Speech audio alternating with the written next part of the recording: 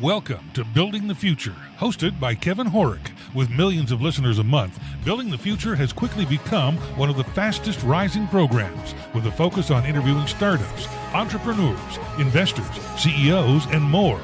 The radio and TV show airs in 15 markets across the globe, including Silicon Valley. For full showtimes, past episodes, or to sponsor the show, please visit buildingthefutureshow.com.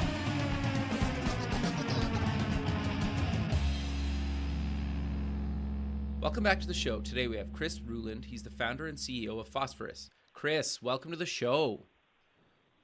Thanks, Kevin. Glad to be here. Yeah, I'm really excited to have you on the show. Selfishly, I've been very interested in kind of the cybersecurity space for a long time now, but I've spent a bunch of time kind of recently learning more and more about it, kind of on my own time.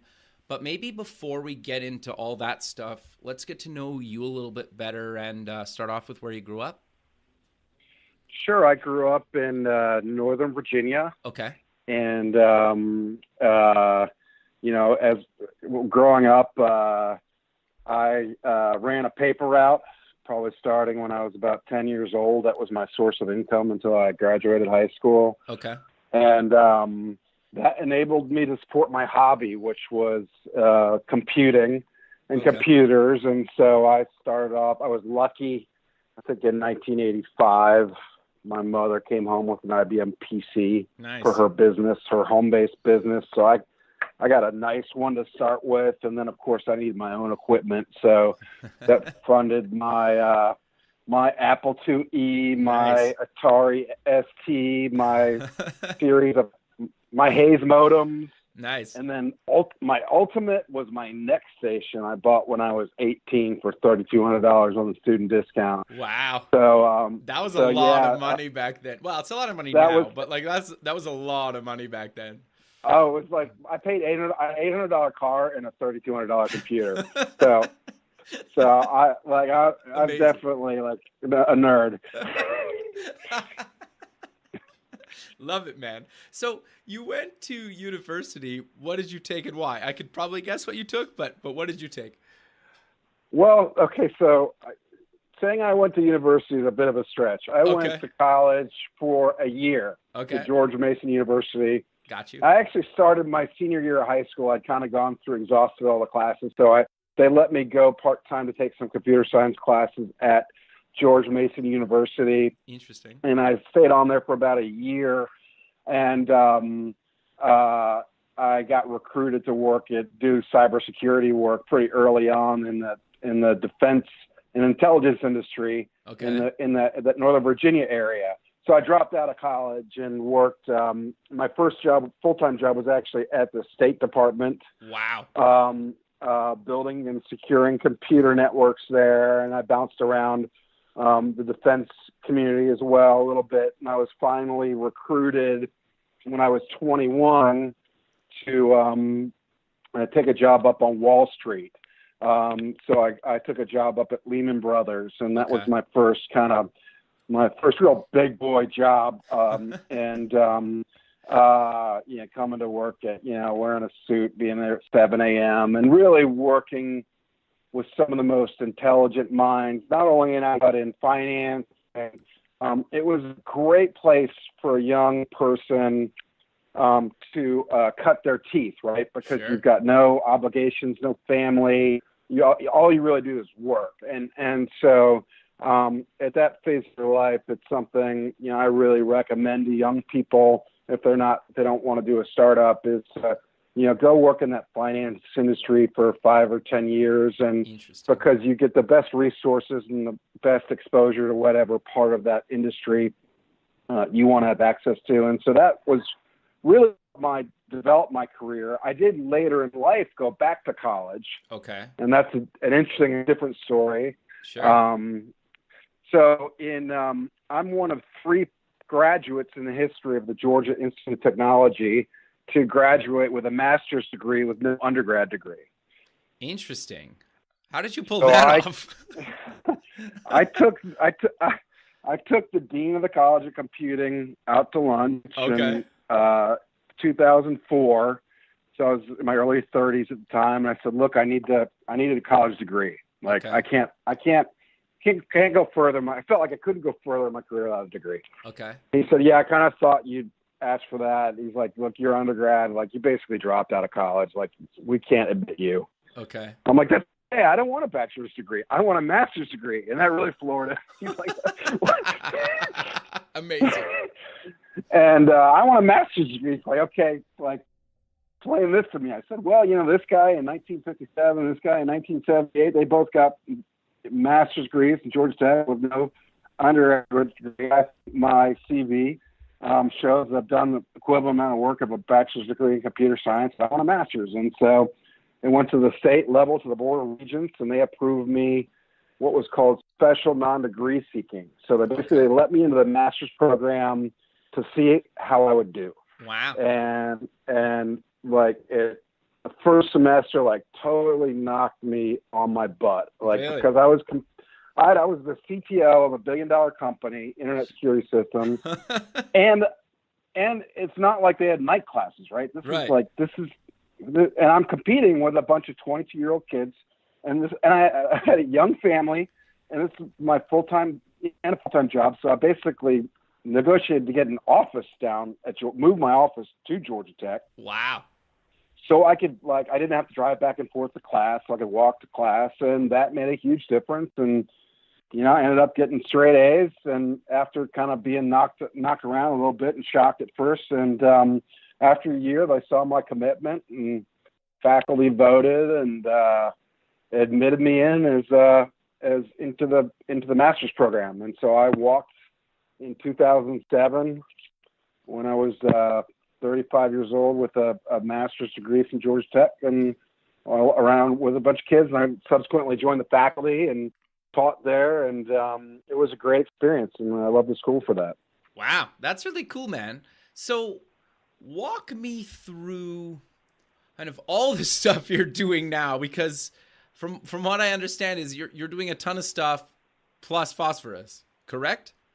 No, I'm really focused on Phosphorus. Okay. So this is my third cybersecurity company I have founded, and the first one. So I left Lehman Brothers in the late '90s to join Internet Security Systems, and built a really well-known cybersecurity team there called the X-Force. Sure. I'm really proud of that. It's really, we sold our company to IBM. It's really the only part of that company that persists within IBM is the IBM X-Force. So I'm really proud of that achievement. And being part of the big company wasn't for me at the time. And so I kind of, founded this company literally in my basement with a couple guys, and got it funded and got it up to, it's now worth over $500 million. It's the most valuable venture-backed company in the state of Virginia. Wow, congrats. And yeah, and then, it got to a size at which it was time to bring on a real professional operator, and I worked with my board to do that. Okay. I took a little time off, and besides being obsessed with cybersecurity, I'm also a ham radio operator. So I found this confluence of radio and cybersecurity called software-defined radios. And it basically, software-defined radios are like kind of building packet sniffers, but they're packet sniffers for the radio spectrum. And they allow you to suck in giant amounts of the radio spectrum. And so I'm like, okay, I got this packet sniffer for the radio spectrum. Now, what's the security application? And so we basically kind of built what was for network terms, would be called a network intrusion detection system. I formed a new company called Bastille, focused on sniffing the radio waves to look for kind of cybersecurity issues that wouldn't show up on the network. So all of the devices that would show up in an enterprise that you wouldn't see on your network. And so we found interesting things like devices that would be stuck between a keyboard and a computer that would sniff all the keystrokes and send out a GSM transmission every morning at 2 a.m. Wow. Right? Just weird stuff like that you could never find with any other type of tool. Sure. And so we got that company going and funded, and for recruiting, I did something very unique at Bastille, which was to DARPA had a challenge using these software-defined radios. Okay. And so and the challenge was around the military applications. Basically, the military was trying to solve a totally different problem, right? They're trying to solve this problem in Afghanistan around IEDs, because IEDs are detonated typically with a radio device, usually a phone. Interesting. So they got to jam all the radio signals around your convoy, but they still have to allow you to talk on the radio. So how do you do this? How do you create a protected radio bubble, but allow the people inside the bubble to talk out? It's a real hard problem. I can imagine. And so DARPA did what, I love what DARPA's doing now. They crowdsourced it. Okay, interesting. And so, and they basically put out $1 million reward. Wow. And so all these universities applied, and Georgia Tech, I think, got second place. So I went to the guy at Georgia Tech. I hired him. I said, okay, now go get the guy who won, and get the guy who got third place from Boeing, and fourth place, from this other university, and fifth place was, this individual kid. Okay. And so we hired. DARPA crowdsourced the problem. They got what they wanted. I went and hired everybody that won, and that's how I built my team. And so that's deal. That's going great too. And again, got kind of up and running, up to speed. And I found this kind of confluence of what really we were solving at Bastille was this Internet of Things problem, but the wireless IoT devices. Right. But a lot of IoT devices are actually kind of on the network in a normal fashion, and so I'm really, I have this cybersecurity obsession. I love wireless stuff, but it really comes down to things. I love things that connect. I love these little computers that are wrapped in shiny plastic that are connected to our networks, and they're just like, they're growing like rabbits. And so that's what this is really about, is the IoT. And one of my investors at my first startup, Endgame, a guy named Chris Darby, he's the CEO of Incutel. I remember where I was. I was standing in my office, and he said this term, Internet of Things, to me it was in like October of 2010. Like, okay. That seminal moment to me. I know where I was standing when he said it to me. I was like, wow, Internet of Things. That's what I want to do. Like, Internet's done. Internet of Things is new. That's what I want. That's what I want to be doing. And so my work really since 2010 has really been. I get really excited about this IoT issue, and so they're making it easier to get excited about and dovetail into my other skill sets, which is around cybersecurity, because we have billions of these devices being deployed. Yep. And no one really is thinking about security. It's a total afterthought. Yeah. And to put it in perspective, the first cybersecurity startup I joined with Public Internet Security Systems, the one we sold to IBM in 2006 for I think $1.6 billion. Wow. When that company started, there were 1 million computers on the internet, and that was a big deal. Now we're looking at by 2020, 50 billion IoT devices. So orders of notation of a bigger problem. Sure. Well, I think just even I got a new router modem installed, I don't know, within the last year or so at my home, and the cable company had to come out and do it. And they're basically, the guy told me that the average home can have up to like 60 devices connected to that router at any given time. So I think a lot of people don't think about how many devices they just have in their own home, never mind the enterprise, right? And obviously the enterprise is everybody brings a laptop and a phone and maybe a tablet. So each person might have 3 computers connected. Fair? Yeah, absolutely. And so really you kind of nailed it. Like the consumer, we call the consumer enterprise, looks like a small to medium business did a couple of years ago. Yeah. And a small to medium business now looks like an enterprise, and an enterprise looks like a carrier. Yeah, totally. Interesting. So I'm curious then, how did you come up with the idea for Phosphorus, and what exactly is it? So Phosphorus is our products. We've got a consumer product and an enterprise product, and the consumer product we're giving away. Okay. We just got it accepted into the App Store like 2 days ago. Oh, congrats, man. Dinner, and I got the notification, so we're in test flight. We're giving out beta invites, sure. I'll give you a link to for the show to have beta invites at the end. Sure. The thesis, the reason I picked the name P was for patching, because we're patching. Okay. So the goal, we do much more than patching, but the goal was to build a company to help secure the Internet of Things, whether it's an enterprise or a small business or consumer space. There's no product you can go out today. Like, you can go out in the enterprise and buy a half dozen products to keep your Windows computers up to date, or sure.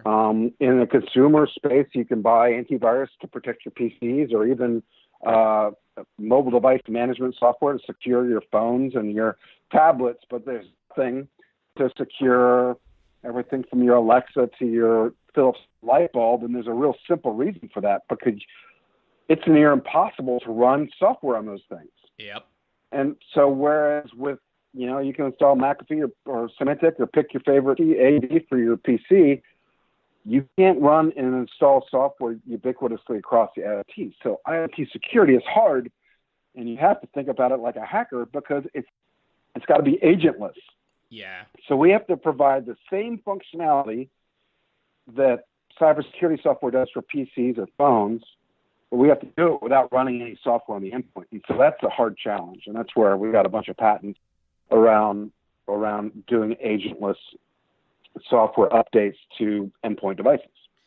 Interesting. Yeah, I think what you guys are doing makes a lot of sense. And I was playing with the Android version last night, and actually this morning.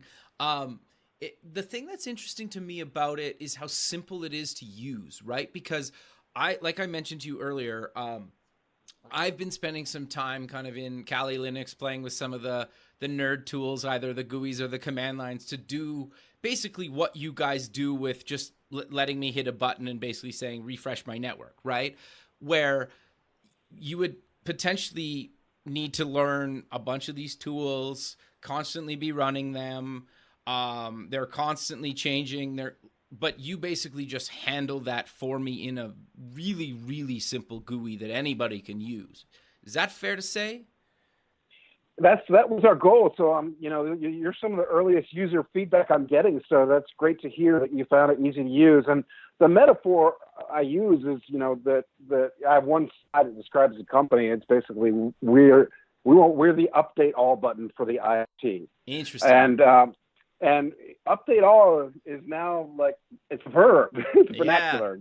My mother-in-law knows what update all means, because 5 or 10 years ago, civilians and consumers know that they had to update software, or maybe they did. But today, everybody, if they ever go to their settings button, they're going to see they have a bunch of updates. Yeah. But there is no update all button for IoT, and that's what I've invented with Phosphorus, and that's what I want to be. I want to be the update all for the IoT. Sure. So just for people to really get what happens, do you want to kind of explain, I launched the app, then what happens and what do I do? Sure. So what happens is you launch the app either for iOS or for Android. And what our product does is it does a very lightweight scan of the network to see what's out there.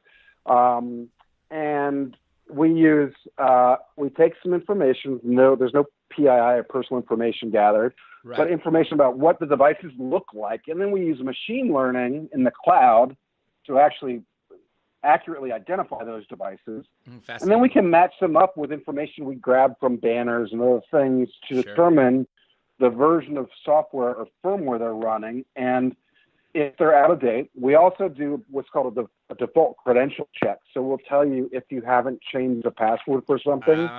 Good. You should go ahead and do that, because a lot of people don't change the passwords for things, and that's why we've got that's really the number one problem for IoT security today, and the easiest to fix is is changing default credentials. And so we're allowing people to do that. And then one feature you'll see in our application shortly is, if you'd like to store that in the credential manager of choice that you have for your mobile device will allow you to do that. So you can they do a pretty good job, cryptographically securing those passwords. And if you're willing to store your bank account password in the chain, certainly we think it's good enough for your IoT devices. And it's definitely better than whatever it came with. And the problem is so bad that the state of California recently signed into law legislation that in 2019, IoT devices cannot have a default password. The password has to be unique to the default device. Yeah. The password has to be unique to the device, and it has to be changed upon installation.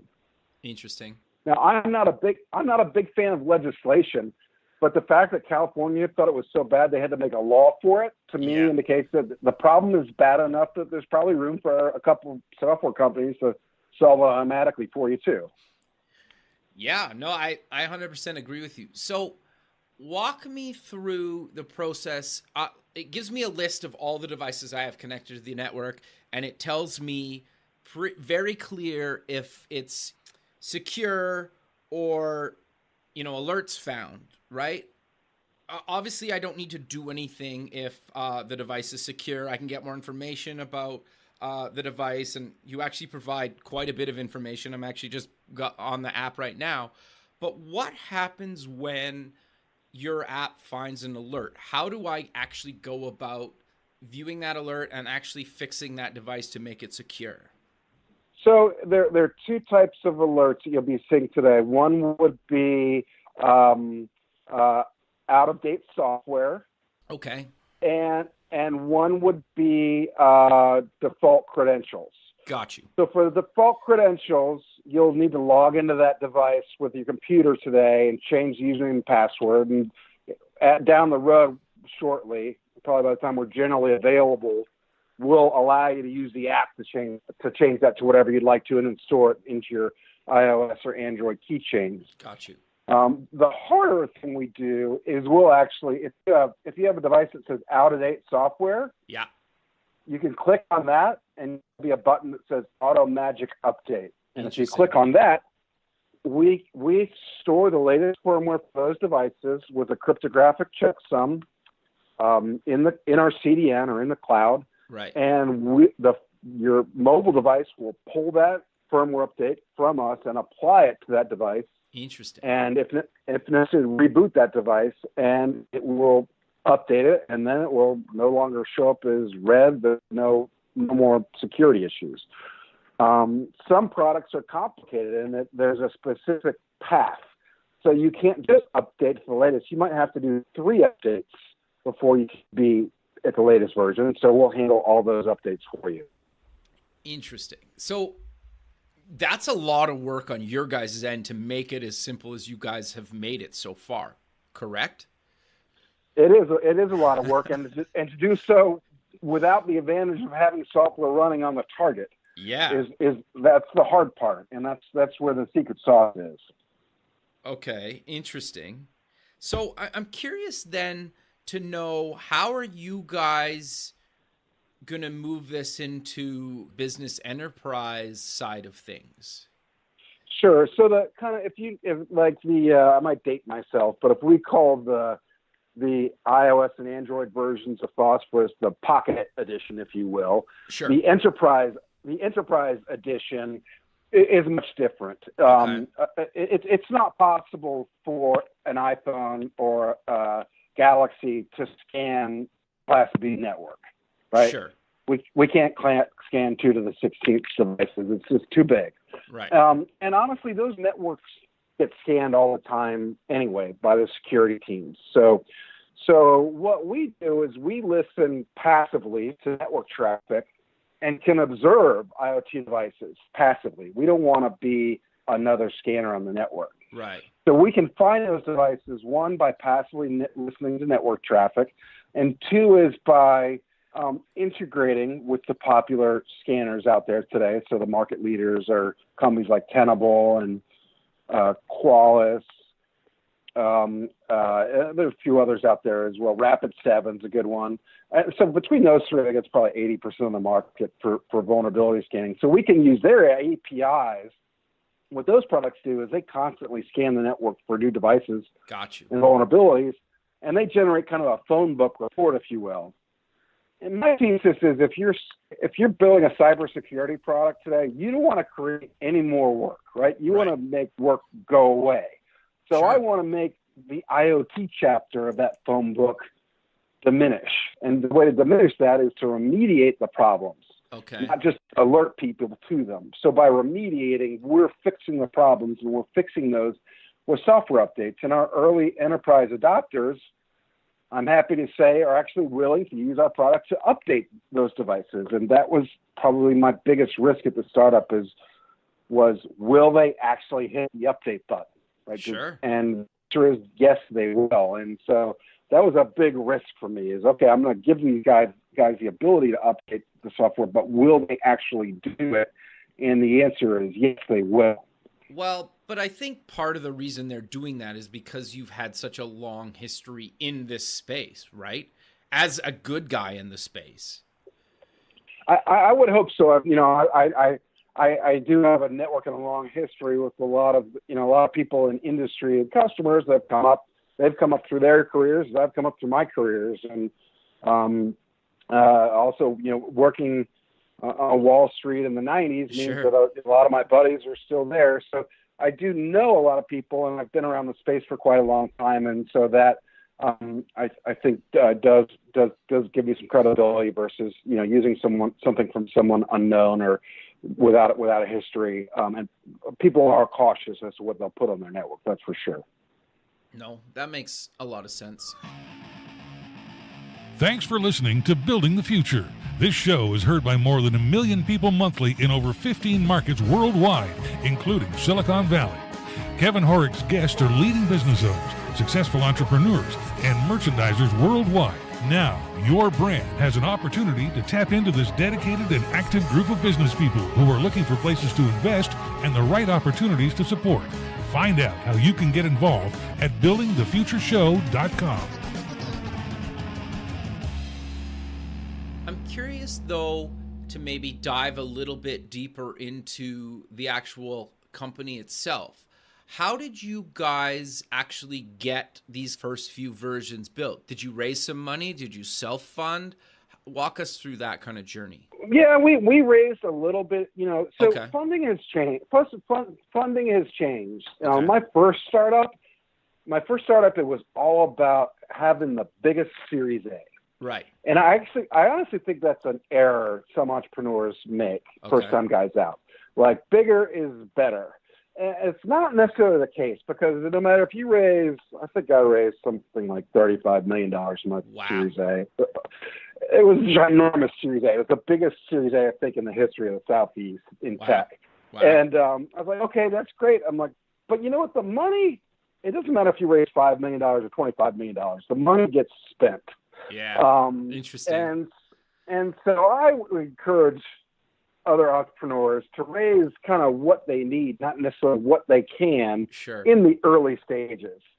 Certainly once you get some good investors on board, they're not going to leave you hanging when you need money or you get to that next round, assuming you're doing what you need to do. Sure. And so the trend today is, I think, to raise larger seed rounds and then wait till you've got some revenue and customer validation under your belt before you go and use that one pitch bullet at the over on Sand Hill Road.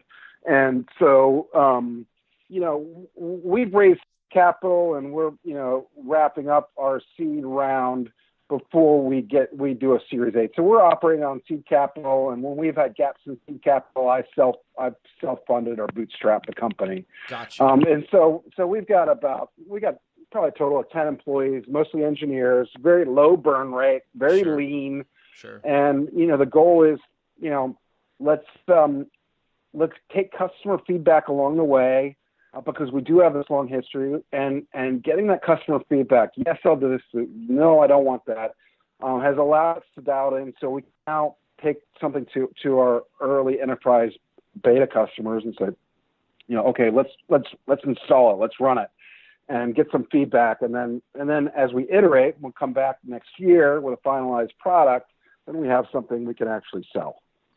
Interesting. No, I think that makes a lot of sense.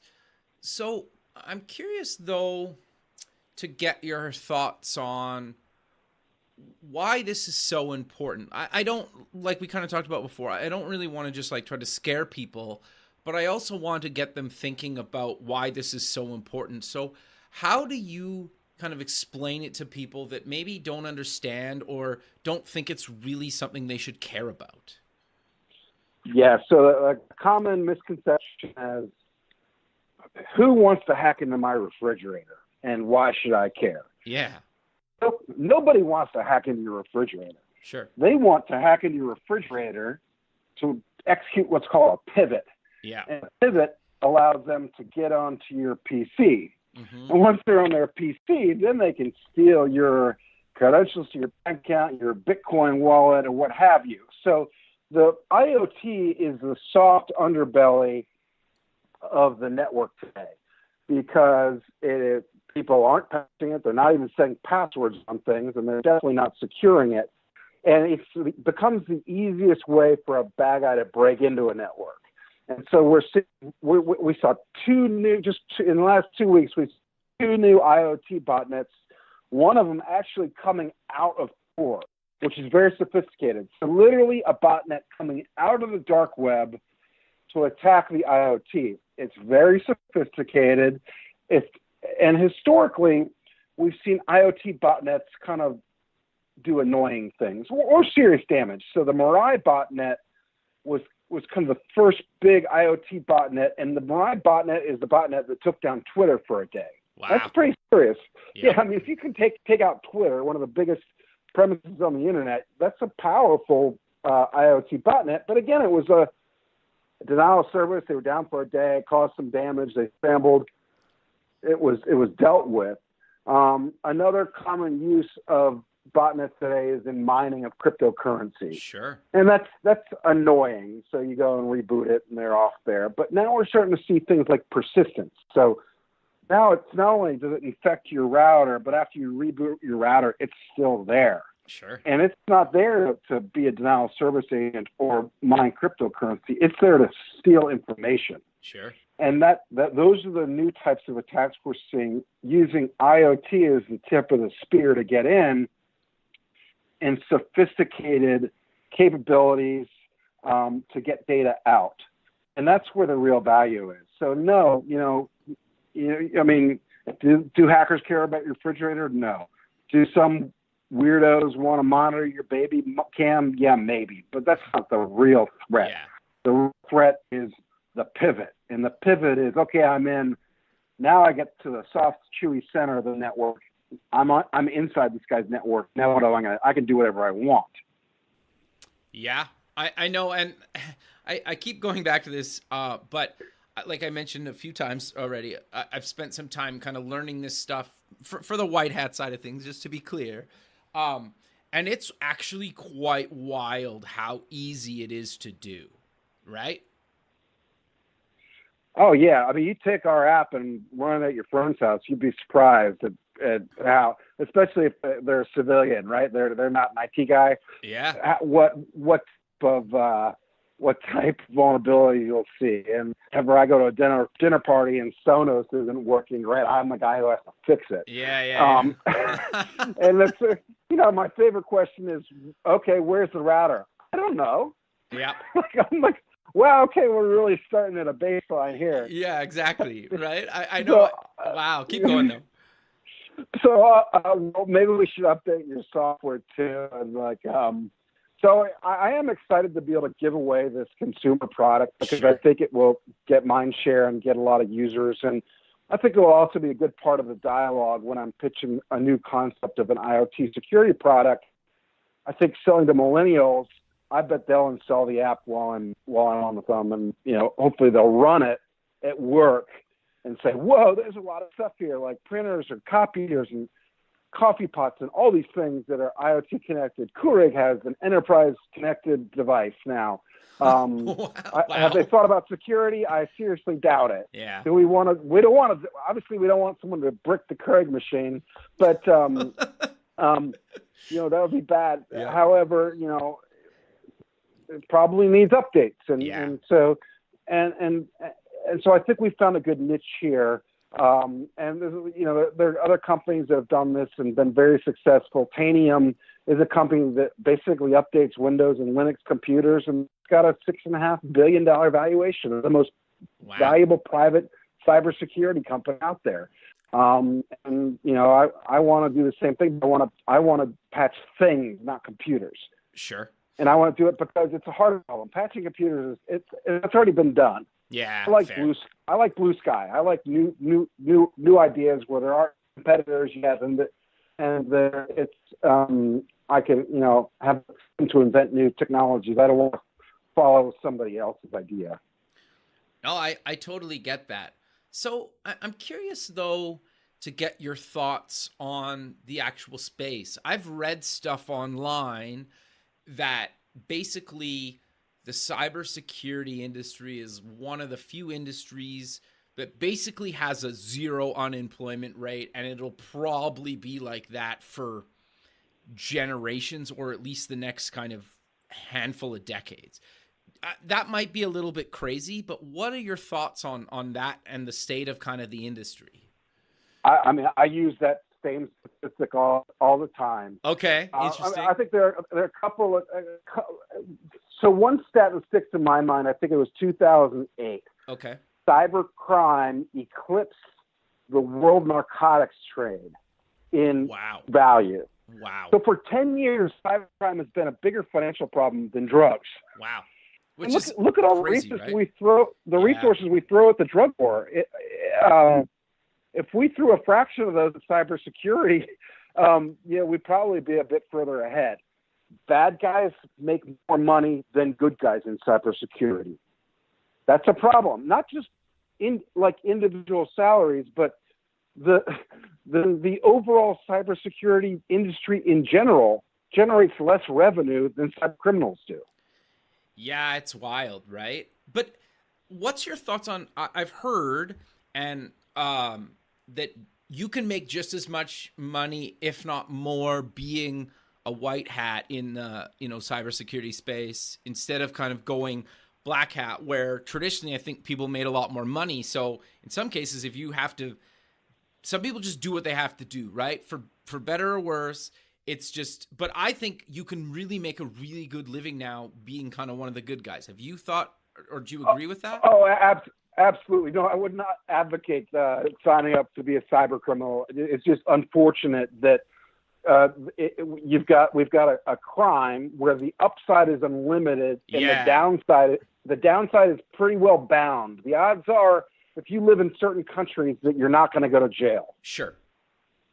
That being the case, our adversaries, right, the cyber criminals, there are a lot of resources being spent to combat that. And so, and it is not too late in any career to pick up being a cybersecurity expert. One of my favorite sources for cybersecurity experts is coming out of the U.S. military. So folks, we're coming out of the military, coming out of their tour, because they have security drilled into them. Yeah, interesting. I love hiring veterans, and I think it's a great source for IT security, and it's had a great influence on our employment base. So vets are a great source for hiring, and I always encourage other startups to look there as well. There's a lot of training available, and one industry I really like that's really transforming emerging markets where people might have gone to the dark side is the concept of crowdsourced vulnerability research or crowdsourced bug hunting. Interesting. Like BugCrowd, for example, it really was a game changer in this space where companies can put their software online and pay a bounty to whoever figures out how to hack it first. Well, I think Google does that, right? And a bunch of other companies. Like if you hack into Chrome or Chromebook or something, you can make like tens of thousands or hundreds of thousands of dollars. Fair? You can make a living. The Pentagon does it now. So the Pentagon. So it was unthinkable 20 years ago to think you could get paid to hack the Pentagon, but they put their software online now before it goes to production. And I was at a conference in Singapore. Okay. And I kind of got there to speak at the speaking part, and I was there for the training part, and there were a lot of guys there from Indonesia and Malaysia. spending a lot of money to get trained on how to find web vulnerabilities. I said, why are you doing this? You know, just don't see the market where you are. They said, oh no, we want to win bug competitions. That's how we make a living. Interesting. Wow, it's just awesome that we have taken this problem and crowdsourced it and created jobs in parts of the world where really they couldn't get a job other than, you know, working in a call center maybe. Sure. So we can create these high value, highly skilled labor positions in emerging markets and really tap their talent to add to the cybersecurity solution and be part of the problem. Yeah, no, that makes a lot of sense. So for people that are maybe looking to get some training in the space, is there anything that you kind of recommend? In my opinion, there's a ton of free stuff even on YouTube. Yeah, I mean, I think there's free stuff online. I think there are a couple of certifications. Sure. Security certification from Kali Linux. Okay. That's well recognized. CISSP is another well recognized one. You know, they're kind of getting kind of less and more expensive. But the big conferences like Black Hat and DEF CON always have trainings. You know, those are some of the certifications that are well recognized. But a quick kind of search can find training certification options that are in your price range, Sure. From free to as good as a college degree, and you know, open up that migration into this great field that pays well and is always challenging and interesting. But it's really one of the few jobs where you truly get to face something different every day. Sure. Even the entry level position in the security operations center up to being a CEO. You know, it's always fresh and exciting, and I'm just feel very fortunate that my hobby is my career. Sure. Well, and it's been like that for decades, right? Yeah. No, that's really great, man. But we're kind of coming to the end of the show. So do you want to close with mentioning where people can get more information about you guys and where they can actually go download the apps and play with them? We will make available access to the beta of the Phosphorus iOS and Android apps on phosphorus.io/future. Okay. You can sign up there, and we'll send you links for installation for our test flight version, our beta for iOS, or our a link to download our Android product before we go live in the stores. And that will allow you to scan your network, whether at home or at work, and determine if you've got vulnerabilities and fix them. And we'd love feedback from early users. And we'll make available the ability to submit new devices. We put the top couple hundred IoT devices in there, but we're always looking for crazy stuff we haven't seen before. You know, we're adding in devices from the healthcare industry and from the industrial control. But there's all kinds of you know, neat things you never think that are going online, and people are connecting to Raspberry Pis, et cetera. Sure. So we'd love feedback on that. Again, phosphorus.io/future. Perfect, Chris. Well, I really appreciate you taking the time out of your day to be on the show, and I look forward to keeping in touch with you, and have a good rest of your day, man. All right. Thank you, Kevin. Thank you. Okay. Bye. Bye-bye. Thanks for listening. Please visit our website at buildingthefutureshow.com to join the free community, sign up for our newsletter, or to sponsor the show. The music is done by Electric Mantra. You can check him out at electricmantra.com and keep building the future.